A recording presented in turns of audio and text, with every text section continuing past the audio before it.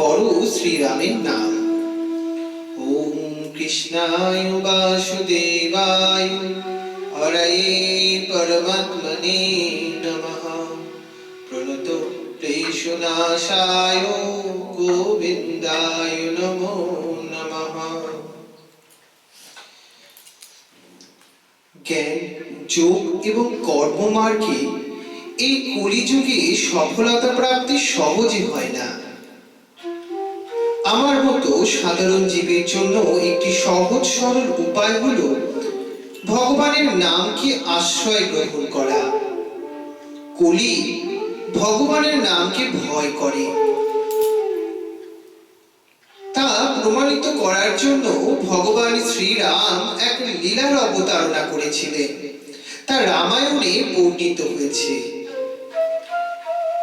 সমুদ্রের উপর সেতু বন্ধনের জন্য বানররা পাথরের উপর শ্রীরাম এই তিনটি বর্ণ লিখে পাথরগুলো সমুদ্রের উপর স্থাপন করেছিল। রাম নাম লেখা পাথর সমুদ্রের জলে ভাসছিল। একদিন শ্রীরাম একা সমুদ্রের কিনারা ধরে দূরে চলে গেলেন। শ্রী হনুমান মহারাজের একটি নিয়ম ছিল, শ্রীরাম যেখানে যেতেন পিছনে পিছনে তিনি সেখানে যেতেন, কোনো সেবার প্রয়োজন হলে তা তিনি করবেন বলে। শ্রী হনুমানজির দৃষ্টি সতত রাম চরণে নিবদ্ধ থাকত, তাই কখনো তার পরাজয় হতো না, সর্বদা তার বিজয় হতো। এর কারণ ছিল তিনি সদা রাম চরণে দৃষ্টি রাখতেন। আমাদেরও এইরূপ অভ্যাস করা উচিত। যে দেবতারই পূজা করা হোক না কেন, সত্যিকারের ভক্ত সর্বদাই নিজ দৃষ্টি ভগবানের চরণে নিবিষ্ট রাখেন। নিজ গৃহে বা মন্দিরে সিংহাসনের উপর ভগবানের মূর্তি স্থাপন করা ভালো, কিন্তু উত্তম হলো চক্ষুতে বা হৃদয় মন্দিরে ভগবানকে স্থাপন করে মানুষ চোখে তাকে সতত দর্শন করা।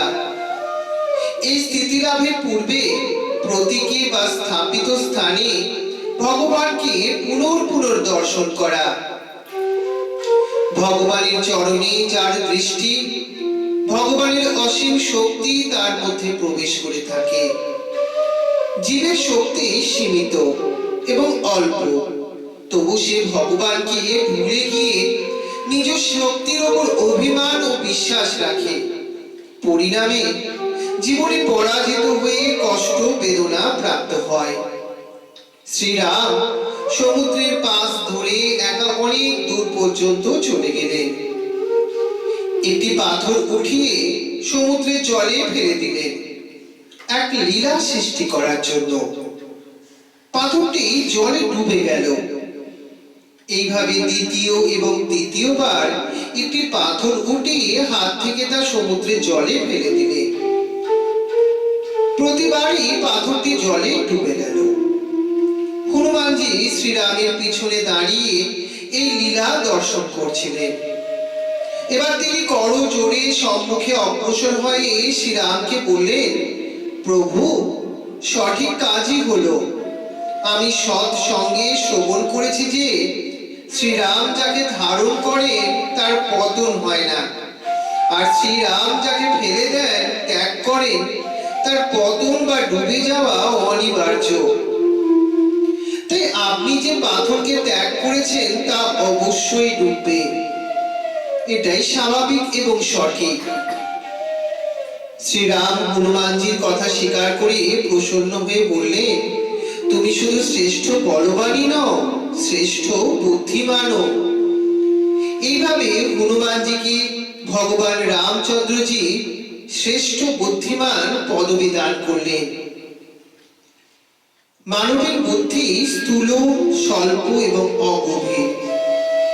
মানুষের বুদ্ধি অধিকাংশ সময় অর্থ উপার্জন এবং ভোগ বিলাসের জন্য উপযোগ হয়ে থাকে।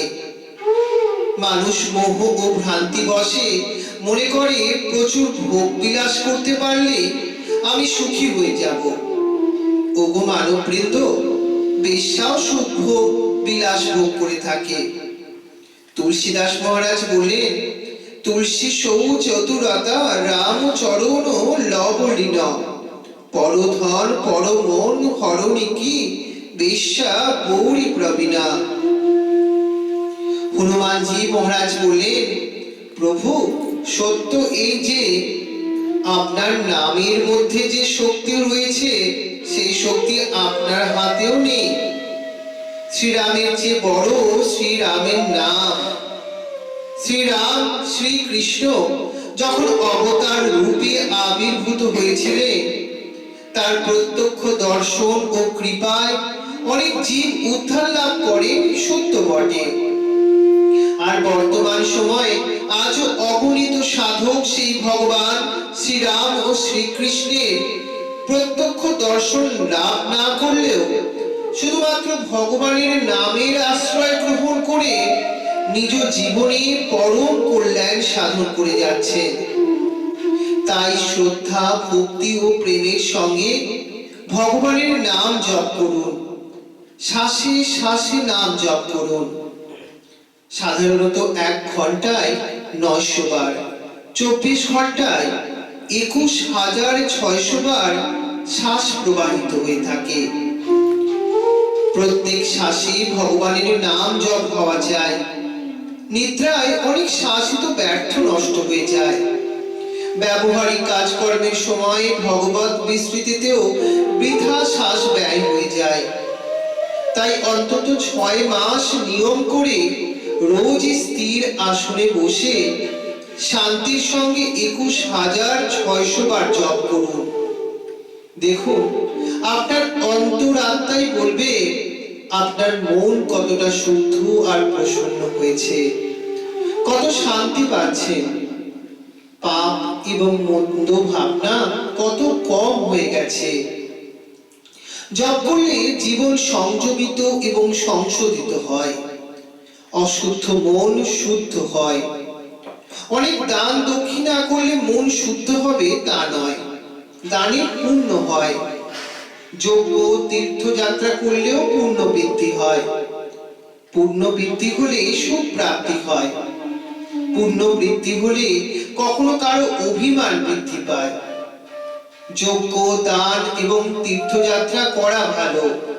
সর্বোত্তম হলো নিজ বাসস্থানে স্থির ও শান্ত হয়ে বসে ভগবানের নাম জপ করা।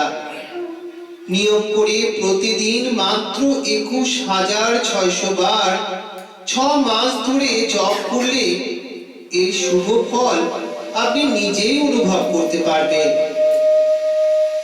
এই ছিল আজকে আমাদের 6ষ্ঠ স্কন্ধ থেকে শ্রীরামের থেকে বড় শ্রীরামের নাম।